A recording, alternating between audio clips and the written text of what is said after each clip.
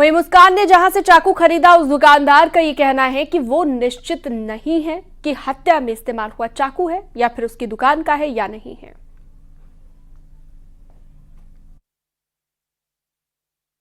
मेरठ की ये वही सिंगल बर्तन शॉप है जहां से कि मुस्कान ने वारदात में इस्तेमाल चाकू खरीदा था और यहाँ के जो ऑनर हैं वो हमारे साथ हैं। बहुत सारे ग्राहक यहाँ पर आते हैं और उसमें से एक मुस्कान भी थी जो घरेलू कामकाज के लिए यहाँ से चाकू खरीद के ले गई कह के, और उससे फिर सौरभ की हत्या की गई। क्या नाम है भाई साहब का? अंकित। अंकित भाई, ये वो लड़की का चेहरा पहचान लिया होगा आपने या पुलिस ने दिखाया होगा? पेपर में 2-3 दिन से आ रहा है लड़की का चेहरा। तो ऐसा हम पक्के तौर पर तो मतलब पहचानने के लिए, मतलब जैसे ग्राहक आते हैं, कोई भी 2 मिनट के लिए आता है ग्राहक, अपना सामान लेकर चले जाते हैं, तो हो सकता है वो आए हो यहाँ पर। ऐसा कोई ऐसी लड़की आई हो, मतलब आपको पूरा याद नहीं है? हाँ, पूरा तरीका से ढंग से याद नहीं है, मैं पक्का कहने लगूँ हाँ जी वो बिल्कुल मेरे पास मेरे से खरीद कर गए। किस तरह का वो जो लड़की आई थी, क्या ये शायद इस तरह का नाइफ, वो चॉपिंग बोर्ड के लिए चलता है हमारे पास, ये नाइफ आती है एक फ्रूट नाइफ के नाम से। अच्छा, तो ये एक ले गई थी? ये 1 या 2, मतलब इस तरह का हम पक्का ये नहीं कह सकते कि हमसे 1 गए हैं 2 गए हैं, क्योंकि बिकती रहती है रोजमर्रा की आम आइटम है। कीमत है इसकी? ये 100 रुपये का बिकता है। तो फिर पुलिस कब आई थी आपके पास? पुलिस कल आई थी हमारे पास। अच्छा जी। तो सीसीटीवी वगैरह चेक करे उन्होंने? हाँ, सीसीटीवी है, लेकिन उसमें क्या है कि अभी 8 तारीख से रिकॉर्डिंग आ रही है। अच्छा, ये घटना तो 4 तारीख की थी? ये 4 तारीख की है। लगभग 12 दिन की रिकॉर्डिंग रहती है सीसीटीवी के अंदर। लगे हुए हैं, ऐसा नहीं है नहीं लगे हुए। मेरठ में हुए सौरभ हत्याकांड की मुख्य आरोपी मुस्कान रस्तोगी जेल में बेचैन दिखाई दी और सो नहीं पाई। पति के 15 टुकड़े करने की आरोपी मुस्कान और साहिल की रात जेल में बेचैनी और तनाव में कटी है। इतना ही नहीं, जब उसे जेल में खाने के लिए खाना दिया गया तो उसने वो तक नहीं खाया। लव कपल ने जेलर से दोनों को साथ रखने की गुजारिश की। देखिए, जिला कारागार मेरठ एक संवेदनशील और पश्चिमी उत्तर प्रदेश की एक महत्वपूर्ण जेल है। किसी बंदी के बारे में व्यक्तिगत जानकारी देना तो उचित नहीं है, लेकिन मैं इतना कहना चाहूंगा कि जैसा कि कहा जा रहा है उनको अलग रखा गया, साथ में रखा गया, तो महिला बैरक जो होती है बिल्कुल अलग होती है और पुरुष बैरक बिल्कुल अलग होती है। तो उनको पूर्ण रूप से अलग रखा जा रहा है, पूरी सुरक्षा में रखा जा रहा है, किसी भी प्रकार की कोताही सुरक्षा में नहीं की जा रही है। जब वो पहले दिन आए थे परसों, तो खाना खाने से मना किया था, लेकिन बाद में समझाने के बाद खाना खा लिया था। अब उनकी दिनचर्या जो आम बंदियों की दिनचर्या है उसके अनुसार चल रही है।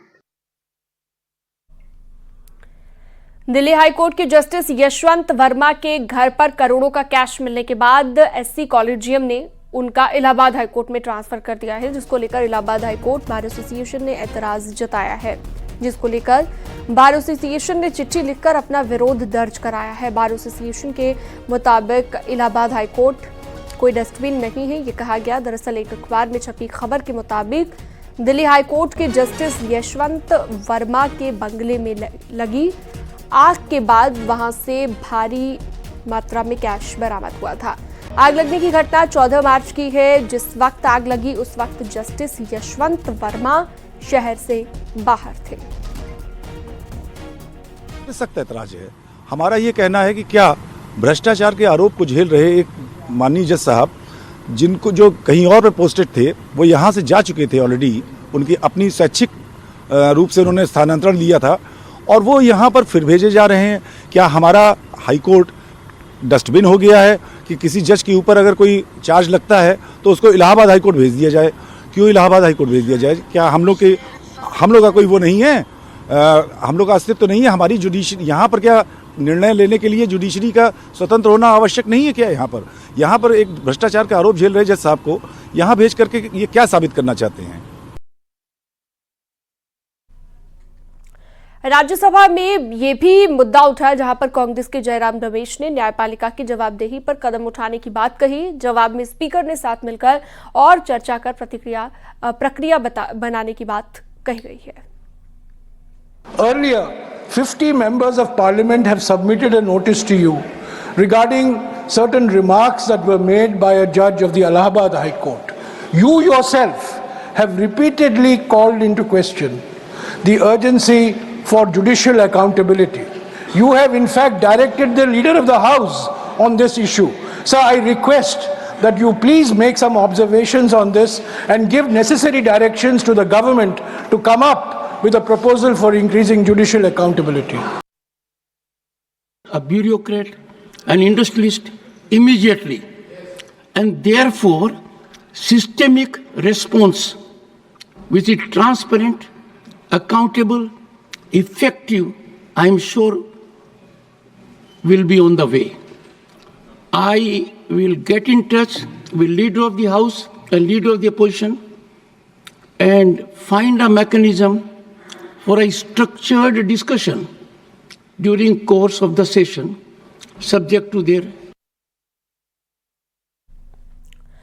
नाबालिग लड़की के साथ रेप की कोशिश से जुड़े एक मामले में इलाहाबाद हाईकोर्ट के जज राम मनोहर नारायण मिश्रा के 17 मार्च को दिए गए विवादित फैसले को लेकर सुप्रीम कोर्ट में जनहित याचिका दायर की गई है। एक वकील की ओर से दायर इस याचिका में उस विवादित हिस्से को हटाने की मांग की गई है, जिसमें कोर्ट ने कहा था कि पीड़ित के निजी अंगों को छूना और पायजामे की बेल्ट को तोड़ना रेप की कोशिश नहीं है।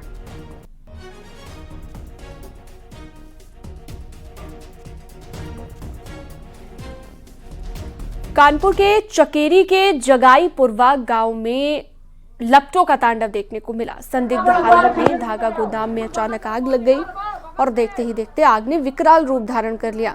स्थानीय लोग आग बुझाने में जुट गए। सूचना के काफी देर के बाद फायर ब्रिगेड की टीम मौके पर पहुंची, जिसको लेकर लोगों में नाराजगी देखने को मिली है। लोगों ने पूरे मामले की जांच की मांग की है।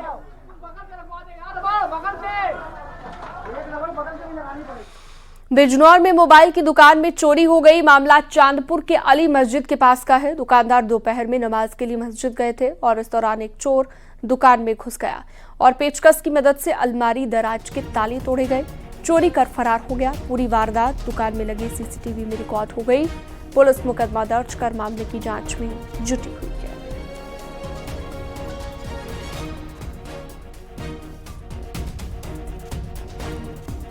आगरा में पुलिस ने लड़की की हत्या के फरार आरोपी को गिरफ्तार कर लिया है। मामला चौसिंगी गांव का है। मामूली कहासुनी में कुछ लड़कों ने सूरज की पिटाई की थी और इलाज के दौरान उसकी मौत हो गई थी। पुलिस तभी से आरोपियों की गिरफ्तारी में जुट गई थी। मुख्य आरोपी को अब पुलिस ने पकड़ लिया है, जबकि 2 आरोपी अभी भी फरार हैं। बाकी तीन टीमें लगातार जो है गिरफ्तारी का प्रयास अन्य अभियुक्तों का कर रही है। मैं आपके चैनल के माध्यम से अवगत कराना चाहता हूं कि पुलिस की सहानुभूति पीड़ित परिवार के साथ है और मैं पूर्ण विश्वास दिलाना चाहता हूं कि पुलिस द्वारा इसमें कोई कोताही नहीं बरती जाएगी। बाकी शेष अभियुक्तों को भी जल्द से जल्द गिरफ्तार कर कार्रवाई की जाएगी। और इसी बीच एक बड़ी जानकारी गाजियाबाद से, जहां पर गली में खेल रही बच्ची को रौंदा गया है। कार सवार ने बच्ची को रौंदा है, मौत हो गई है बच्ची की। पूरी घटना सीसीटीवी में रिकॉर्ड हो गई है। खोड़ी इलाके में बच्ची को रौंदा गया है। तस्वीरें आप देख सकते हैं। पूरी घटना सीसीटीवी में रिकॉर्ड हो गई है। किस तरह से तेज रफ्तार भी नहीं होती है कार की, लेकिन बावजूद इसके कार चालक ये नहीं देख पाता कि वहां पर बच्ची थी और उसे रौंद दिया गया। शाहजहांपुर में नदी से एक लड़के की लाश मिली है। मामला गर्रा नदी के पुल के नीचे का बताया गया। चरवाहों और स्थानीय लोगों ने पुलिस को सूचना दी। पुलिस ने शव को पोस्टमार्टम के लिए भेजा है। शक यह है कि लड़के की हत्या के बाद शव नदी में फेंक दिया गया। फिलहाल तफ्तीश जारी है।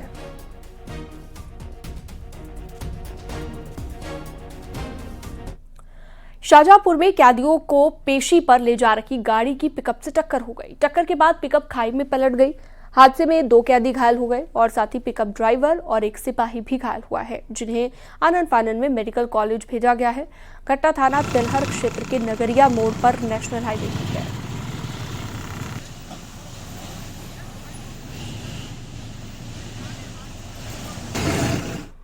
आगरा में जिंदा महिला को मृत दिखाकर उसकी पेंशन बंद करने का मामला सामने आया। ब्लॉक सत्यापन में महिला को मृत दिखाया गया, जिसके बाद महिला ने कार्यालय जाकर मामले की जानकारी ली तो उसे पता चला कि उसे कागजों में मृत दिखाया गया, जिससे उसकी पेंशन बंद हो गई। इसके बाद महिला ने ब्लॉक प्रमुख से शिकायत की और अब प्रशासन की टीम मामले की जांच में जुटी हुई है।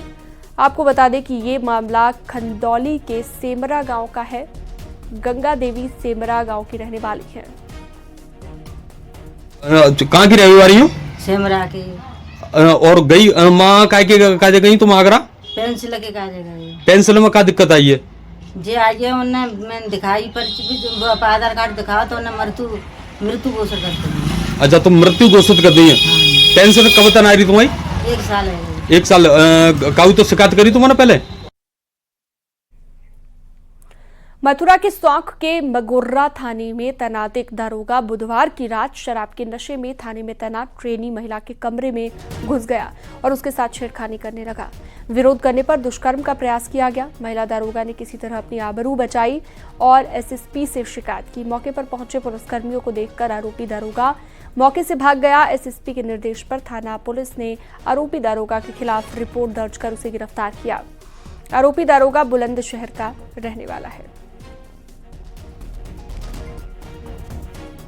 ट्रेनी महिला से रेप की कोशिश का आरोप इस पर लगा है। घटना से जुड़ा हुआ सीसीटीवी फुटेज भी सामने आ गया है।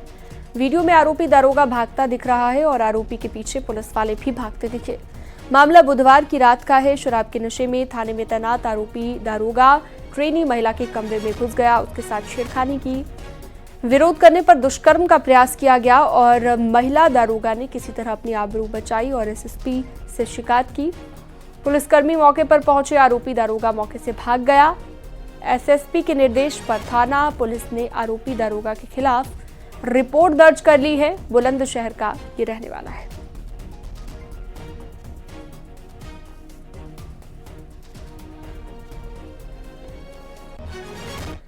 आयुध निर्माणी कानपुर के जूनियर वर्क्स मैनेजर कुमार विकास को यूपी एटीएस ने गिरफ्तार कर लिया है।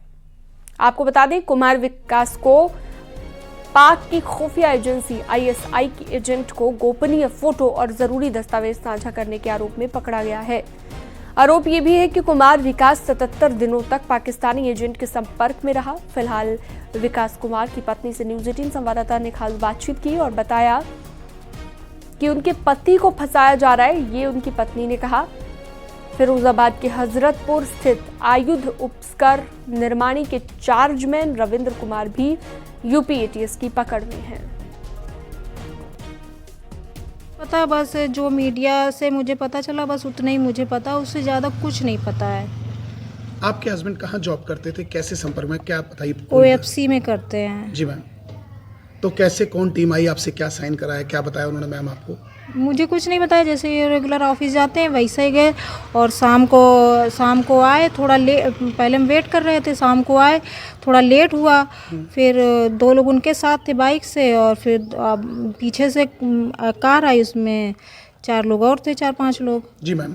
और ड्राइवर उनका जो था वो अलग था। अंदर आया, हम पूछते भी रहे कि बात क्या है। हम सोचे कोई मिलने वाले हैं, साथ के हैं, वो लोग आए हैं और समझ ही में नहीं आ रहा था कि ये कौन है। फिर अंदर आए, अंदर देखो रूम वगैरह चेक करने लगे, सब देखने लगे।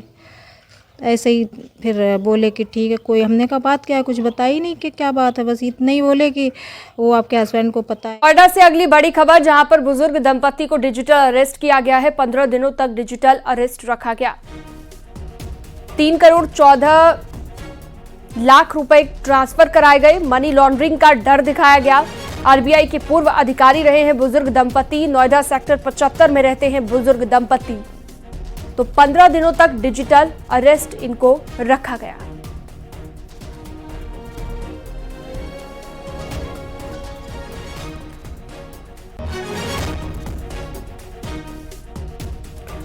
और अगली खबर संभल से है। आज जामा मस्जिद में रमजान की तीसरी जुम्मे की नमाज हुई। वहीं मस्जिद की रंगाई पुताई का काम जारी है।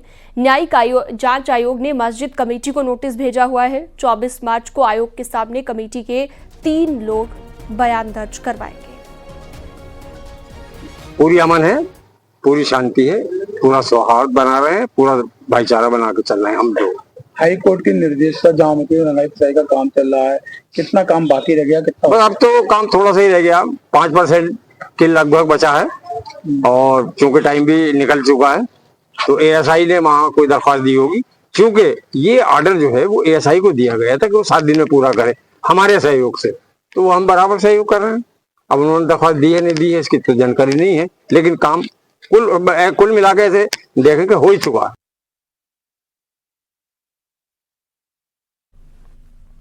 अगली खबर है गाजीपुर से, जहां पर बदमाशों ने गोली मारकर 2 लड़कों की हत्या कर दी। दिन दहाड़े डबल मर्डर से हड़कंप मच गया। मामला उचौरी गांव का है। बदमाशों ने बगीचे में लड़कों को गोली मारी और फरार हो गए। घटना से लोगों में नाराजगी है। हत्या के पीछे आपसी रंजिश की बात सामने आ रही है। गांव में पुलिस फोर्स तैनात है। घटनास्थल पर 3 खोखे मिले हैं। पुलिस अब आरोपियों की तलाश कर रही है।